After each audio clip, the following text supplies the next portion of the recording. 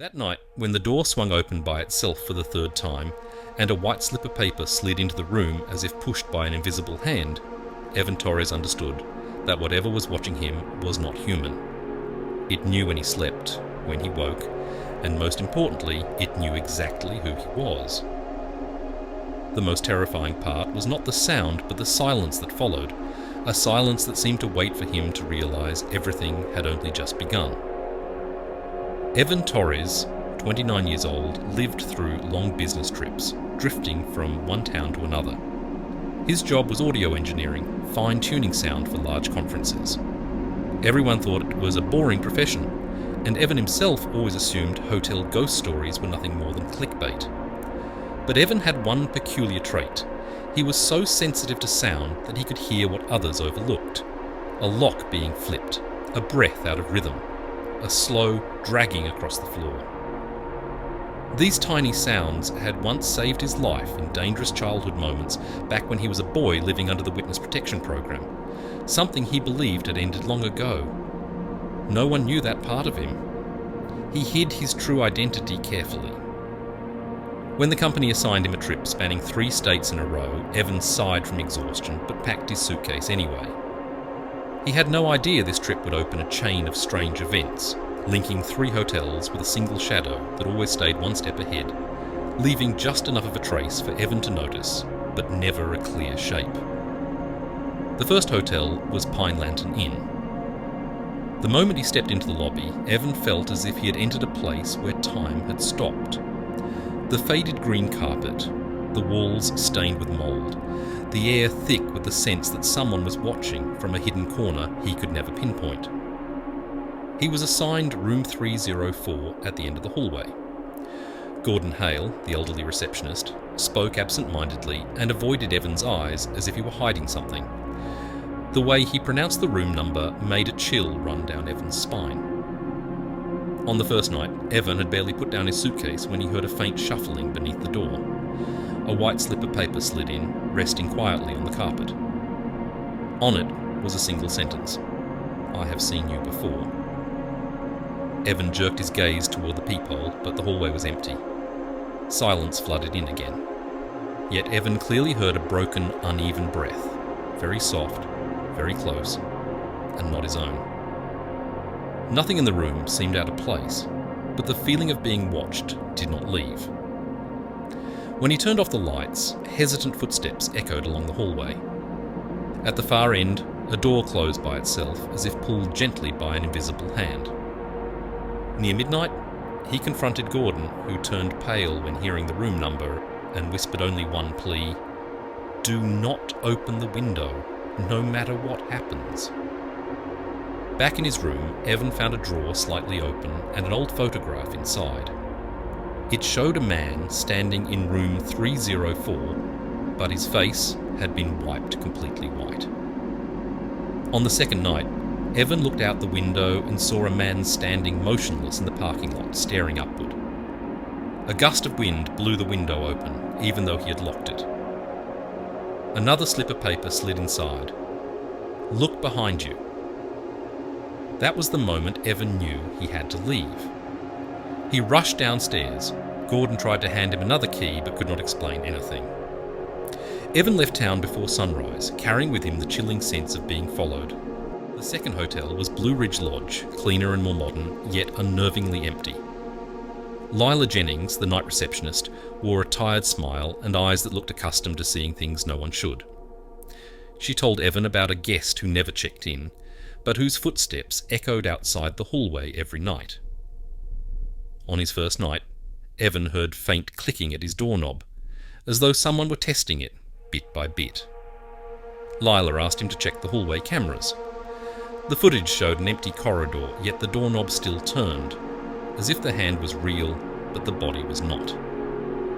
At 2:13 in the morning, Evan jolted awake to a rustling sound. A large figure was crouched over his backpack.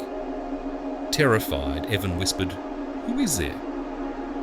A deep, raspy voice replied, "Housekeeping." But it was the middle of the night. The figure rose, walked toward the door, and vanished without unlocking it. Evan touched the doorknob, ice cold. Lila confirmed there were no housekeeping staff working at night and called the police. The footage this time showed a tall man moving strangely, using a master key to open Evan's room. But when he turned into the back corridor, he never returned. He did not leave the building. He simply vanished. Lila then admitted the master key had gone missing 3 months earlier after a strange employee abruptly quit. Evan left the second hotel with a truth he did not want to accept. The thing was following him, not the hotels. At the third hotel, Redstone Hollow Inn, a small place near the forest, Evan was exhausted and wanted only to sleep. But the moment he entered his room, he sensed something was wrong. The blanket was creased as if someone had just lain there, items slightly moved though he had touched nothing. In the lobby, a thin 8-year-old boy with deep black eyes stared at him without blinking. The receptionist insisted there were no children at the hotel. When Evan looked back, the boy was gone. That night, ragged breathing came from inside the wardrobe. Evan stepped back, heart pounding, unable to bring himself to open it. He requested a room change. Around 1 in the morning, an old housekeeping cart rolled by itself to his new door. Its wheels screeched deliberately, and behind it was the same panting breath he had heard at the first hotel. Through the peephole, the hallway was empty, yet the cart remained. In the next blink, it was gone. Evan realised the breathing sound was identical in all 3 places. Only one conclusion remained: there was only one pursuer. He reviewed every detail on his laptop: the photograph in the drawer, the figure in the camera footage, the shadow in the parking lot, the stance of the intruder. All were the same. And not just on this trip. 2 years earlier, at another hotel, he had heard the same breathing. And the year before that. Ever since the witness protection program ended. The man who had hunted Evan's family for years had disappeared from all records. He had once been suspected in a case, but no body was found. Evan understood the truth. The man was not dead. He had found him. 3 heavy knocks echoed as Evan analysed the data. He looked through the peephole. At the far end of the dark hallway, a tall figure leaned into the corner, the same stance he had seen in Wyoming. Evan opened the door and ran straight toward the corner, but the hallway was empty. On the floor lay a final slip of paper. "I told you. I have seen you before. I will see you again." Evan left the hotel at dawn. In the first light of morning, he felt as though he had narrowly escaped death once more, and he understood he could not keep running. He decided to quit his job, move away, and change his identity once again.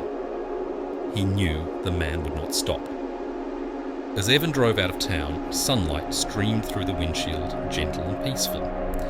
He exhaled in relief until he heard ragged breathing behind the back seat. Evan did not turn around. He was no longer merely hunted. He was the only person alive who understood the true nature of the man. The secret Evan had never told anyone was that he had been trained in witness protection to recognise the footsteps and breathing patterns of professional trackers.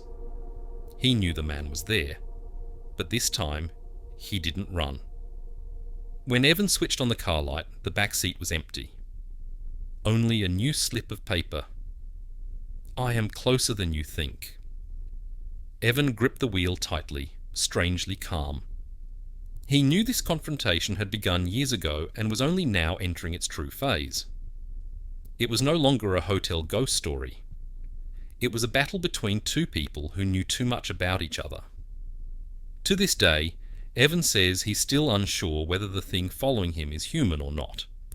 But he believes one thing: it has memory, it has intention, and it will return. If you have ever experienced a chilling hotel encounter of your own, share it in the comments. You may discover you are not the only one being watched at night. And if you want more haunting true stories, like subscribe and turn on notifications so you never miss the next video.